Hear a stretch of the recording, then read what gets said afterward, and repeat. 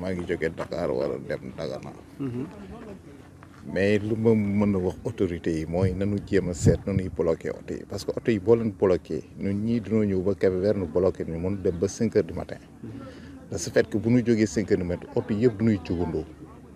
ku si nekk di dàqante surtout les cars là du ñuy dàqante di wut client. de ce fait que yii yëpp daf si joué lii tey am choc bi mbaamam moo ko benn mbaam la waa ji doon moytu. de ce fait ba choc bi am de ce fait te xam nga Ndiaga Ndiaye dafa doy waar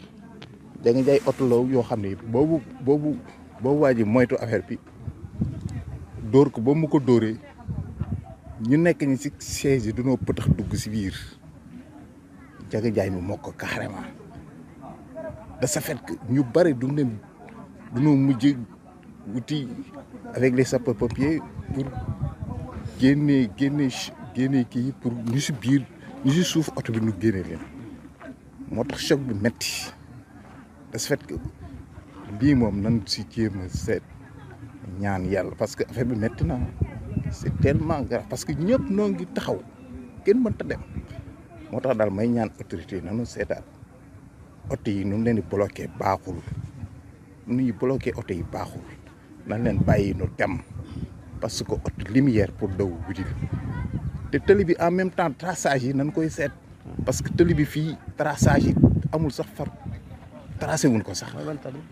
mooy tëli ñi kii bi sur la route de Saint-Louis vers après Louga jëm Saint-Louis guddi gi amul traçage doo gis lépp dafa ñuul yooyu il faut que ñuy def ñi entretien route yi di ko def duñ ko war a di ko tracé muy leer lépp ku ne xam foo war a jël ak loo war a def de ce fait que daal loolu laa mën a wax autorité ñu jéem si jël ay dispositions yoo xam ne de ce fait que yi bu amee parce que vraiment métti naa. man la Moussa Sow maa ngi jëm Dagana. accident bi moom ni mu demee moom ñëpp gis nañ ko benn car la Ndiaga Ndiaye ak benn camion car bi moo doon moytu mbaam bi ba tasee camion bi face à face lañ def waaw y a plusieurs morts nag vraiment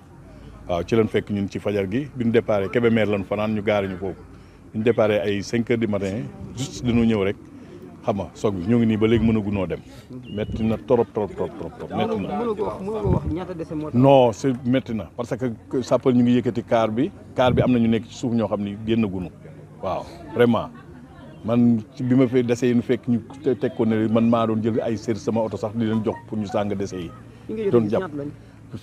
presque mat nañ ay 20 et quelques. vraiment waaw bari na trop. mais kenn mënugul a xam lim bi. kenn mënugul a xam lim bi nag. waaw vraiment mais léegi moom vraiment métti na trop métti na waaw di ñaan yàlla rek lii yàlla na ko fi yàlla yemale. car bi fu jóge woon. car bi mooy horaire ñiit waaw.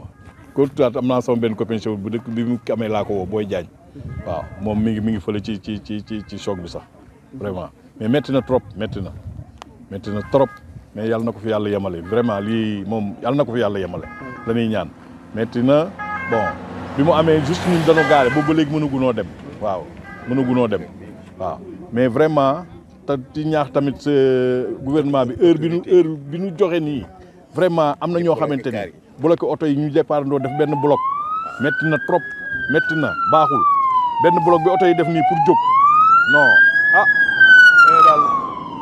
yàlla na yàlla aaral boppam daal la ñuy ñaan waaw mais vraiment ñoom ñi di jël ndogal bii war nañu seetaat dogal bi ñu jël lan la ñu bàyyi oto ñu daan daw ci heure am na ñoo xam ne daw guddi leen habitué woo xam nga mais am na ñoo xamante ni suñu jógee fajar si nii fajar soosu ci la ñuy gëmmantu boo leen dajalee ñoom ñëpp ñu def benn bloc xam nga dàqante mën naa am xam nga lu ne mën naa am mais vraiment benn bloc bi moom vraiment lii moom arrangé wul kenn baaxul waaw mais yàlla na Moussa